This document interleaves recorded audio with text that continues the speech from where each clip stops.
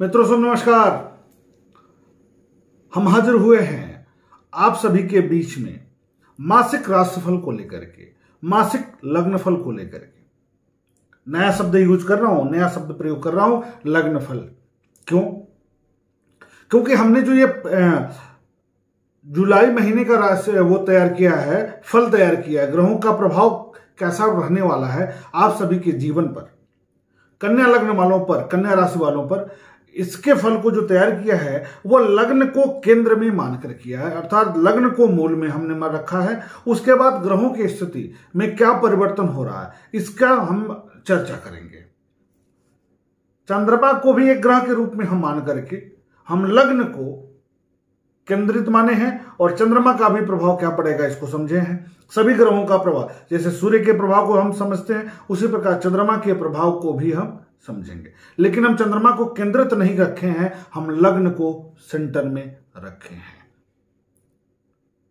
आप पूरा वीडियो भरा पड़ा हुआ है चंद्र राशि से, हमें किसी प्रकार का किसी पर कोई नकारात्मक बात नहीं करी है, इसमें मैं सबका सम्मान करता हूं। लेकिन हमने जो तैयार किया है वह आपको स्पष्ट रूप से हम बता रहे हैं कि वो है लग्न पर। और ग्रहों का जो परिवर्तन हो रहा है जुलाई में, वो कैसा फल लेकर आएगा, क्या कुछ देगा आपके जीवन में, इसको समझेंगे हम। लेकिन उससे पहले यह समझ लें कि ग्रहों का परिवर्तन हो कहां रहा है। तो ग्रहों में शुरुआत करेंगे हम ग्रहों के राजा सूर्य से।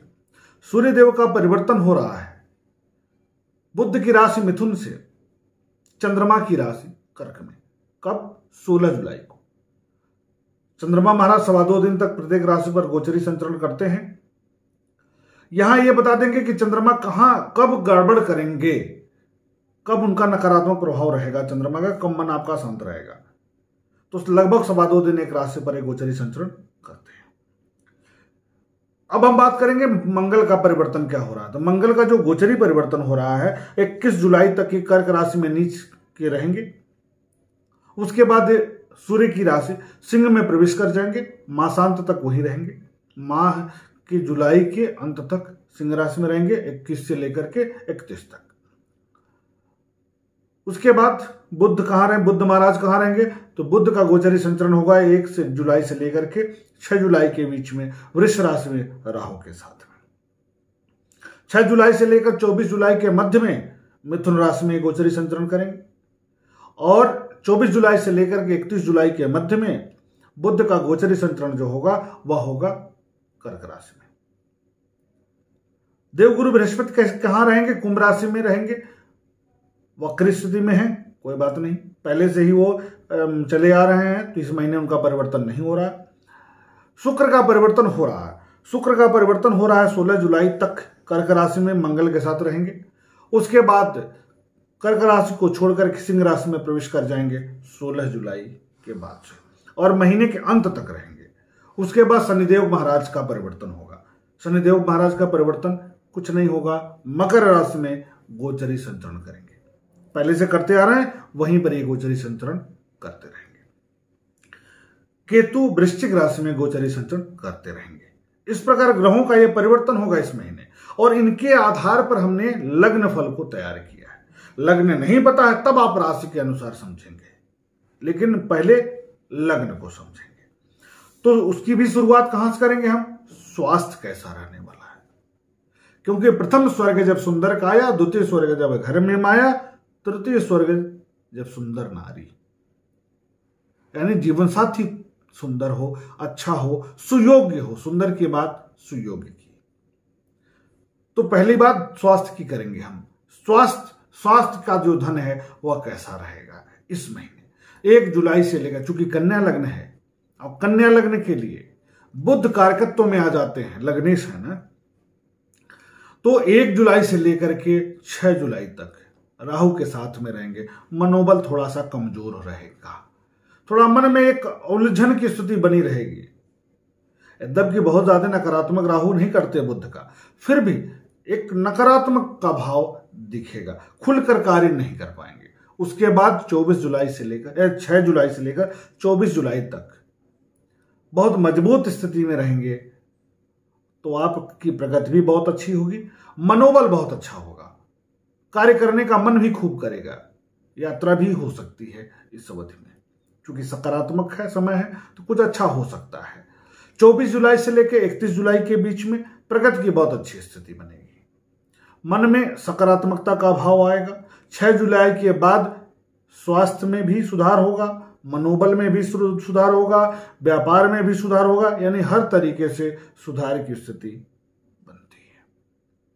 उसके बाद परिवार में धन की स्थिति क्या रहेगी, पारिवारिक संबंध कैसा रहेगा, इसको समझा जाए। 30 महीने धन संबंधी समस्या आपकी कम होने जा रही है, बढ़ेगी नहीं, कम हो जाएगी। व्यापार में वृद्धि का पूरा योग बनेगा। कोई शाखा खोल लेंगे, कहीं से अपने व्यापार के विस्तार के लिए कुछ पैसा भी इन्वेस्ट करेंगे। इस प्रकार यह समय आपके व्यापार में विस्तार का है। 16 जुलाई के बाद गृह और वाहन सुख के साथ में घर में कोई नया कार्य जरूर होगा। 16 जुलाई के बाद घर में गृह और वाहन सुख से रिलेटेड कोई कार्य हो जाएगा। कुछ प्रगति दिख रही है इस अवधि में। अचानक धनागम का भी योग होगा। जैसे शेयर मार्केट से आप जुड़े हुए हैं तो इस बीच में लाभ कर पा सकते हैं। आप कुछ ऐसे सेक्टर से हैं कि जहां आपका पैसा रुका हुआ है, इस अवधि में मिल जाएगा। अचानक धन लाभ की स्थिति हो जाएगी। परिवार में शुभ कार्य का भी योग बन रहा है।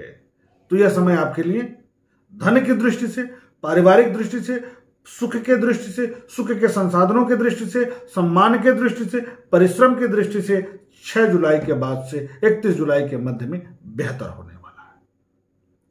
पराक्रम कैसा रहेगा? 21 जुलाई तक पराक्रम में कमी हो संभव है। 21 जुलाई के बाद पराक्रम में वृद्धि होगी। फिर भी सामान्य ठीक रहेगा, बुरा नहीं रहेगा। 24 जुलाई से लेकर 6 जुलाई से लेकर 24 जुलाई के बीच में परिश्रम और सम्मान की दृष्टि से बहुत अच्छा समय है ही आपके लिए। और सतर्क रहना है। कहां? पिता से विवाद नहीं करना है, उलझना नहीं है। जैसा चल रहा है चलते रहने देना है। इस अवधि में सुख के संसाधनों में वृद्धि होगी, लेकिन 1 जुलाई से लेकर के 6 जुलाई के बीच में आप सुख में कमी महसूस करेंगे। क्यों सुख में कमी महसूस करेंगे? क्योंकि विवाद हो सकती है। तो ध्यान रखना है, विवाद से परिवार में दूरी बना लेनी है। चलो ठीक है, जैसा हो रहा है चलने दो।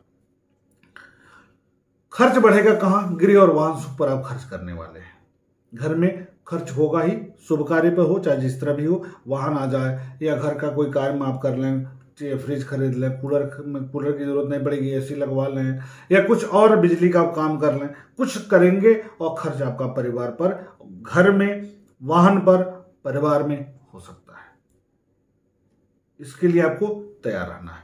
पढ़ाई के लिए समय कैसा है? तो पढ़ाई के लिए थोड़ा अवरोध के साथ ही परिवर्तन होगा, पढ़ाई हो पाएगी। खराब नहीं है। क्यों नहीं खराब है? क्योंकि पंचम भाव में गोचर कर रहे हैं, इसलिए पढ़ाई की दृष्टि से समय ठीक है। डिग्री के लिए समय अनुकूलप्रद है, आपको डिग्री दिला देंगे, बहुत अच्छा। टीचिंग फील्ड के लिए आप तैयारी करते हैं तो यह समय आपके लिए बहुत अच्छा है। व्यावसायिक पढ़ाई के लिए यह समय आपके लिए बहुत अच्छा है। और जीवन साथी के साथ संबंध कैसा रहेगा, इसको समझ लिया जाए। तो दाम्पत्य जीवन के लिए भी यह समय कैसा है? थोड़ा तनाव भरा है, थोड़ा अवरोधपूर्ण भरा है, थोड़ा उलझन भरा है और अकारण है, बिना किसी कारण के, विशेष करके 6 जुलाई तक। उसके बाद कुछ सामान्य हो जाएगा। जीवन साथी के स्वास्थ्य के प्रति चिंता बढ़ सकती है, तो यह भी एक कारण बढ़ेगा थोड़ा तनाव का। खर्च की भी स्थिति बनेगी, यह भी एक कारण बनेगा तनाव का। तो थोड़ा सा मैनेज करना है आपको इन दोनों क्षेत्रों से। लव अफेयर के प्रति भी आपको सचेत रहना है। इस बीच में वहां भी तनाव हो सकता है, थोड़ा तनाव बढ़ सकता है, इसका ध्यान रखिएगा। वैवाहिक संबंध में कड़वाहट आ सकता है। उसका कारण क्या है कि भाई पैसा का अधिक खर्च होगा। हो सकता है कि जीवन साथी का तबीयत खराब हो और आपका पैसा लगो, झगड़ा कर दें, मनमुटाव का वातावरण उत्पन्न हो जाए। तो इससे आपको दूरी बनानी है, शांत रह करके समय को निकाल देना है। अब हम बात करेंगे कार्य क्षेत्र में कैसा रहेगा। सरकारी क्षेत्र में है तो कैसा रहेगा, प्राइवेट सेक्टर में है तो कैसा रहने वाला है।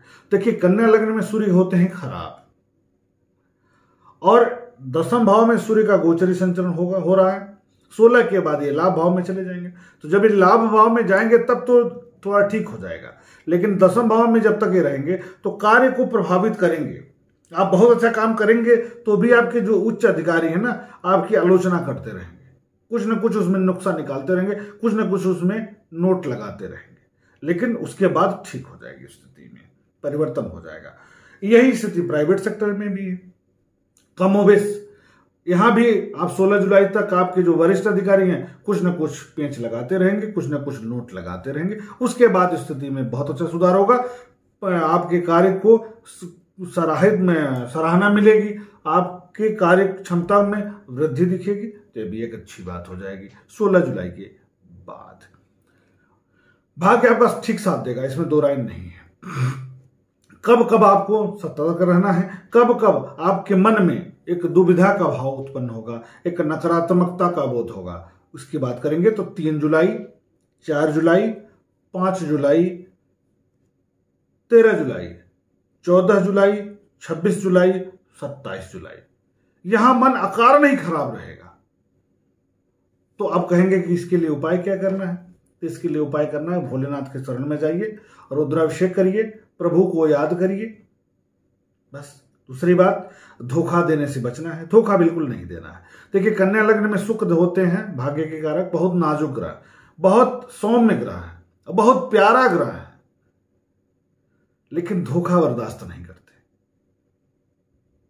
धोखा नहीं देंगे तो बहुत अच्छी स्थिति में ला देते हैं। झूठ नहीं बोलना है। क्यों नहीं बोलना है? क्योंकि शुक्र जो है धन के कारक हैं, वाणी के कारक हैं, और इनका जो गोचर संचरण हो रहा है, एक तो मंगल के साथ में है, दूसरे द्वादश भाव में चले जाएंगे। तो ऐसी स्थिति में जब भी मंगल के साथ हो गए, फिर आगे जाएंगे सूर्य के साथ हो जाएंगे, तो दोनों स्थितियों में ये खुद ही नकारात्मक में भाव में है, दोनों ग्रह प्रमुख ग्रहों से दबे हुए हैं। ऐसे में आप और झूठ बोल करके ये शुक्र के प्रभाव को कम कर देंगे, उनकी पावर को कम कर देंगे, उसके तेज में कमी कर देंगे, तो नकारात्मक का भाव आ जाएगा, थोड़ा सा तनाव का वातावरण उत्पन्न हो जाएगा धन की दृष्टि से भी। मूल कुंडली में शुक्र को और बुध को मजबूत किए रहिए और सूर्य को नियमित जल देते रहिए, इतना ही उपाय आपके लिए है। कन्या लग्न के लिए जुलाई का महीना शुभ हो, प्रसन्न चित्त करने वाला हो, प्रगति कारक हो, इसी शुभ कामना के साथ हम प्रभु से विनती करते हैं कि आप सभी लोग स्वस्थ रहें, खुशहाल रहें, संपन्न रहें। मिलते हैं हम अगले लग्न को लेकर के, तुला लग्न को लेकर के, कि कैसा रहने वाला है जुलाई का महीना। तब तक के लिए शुभ नमस्कार।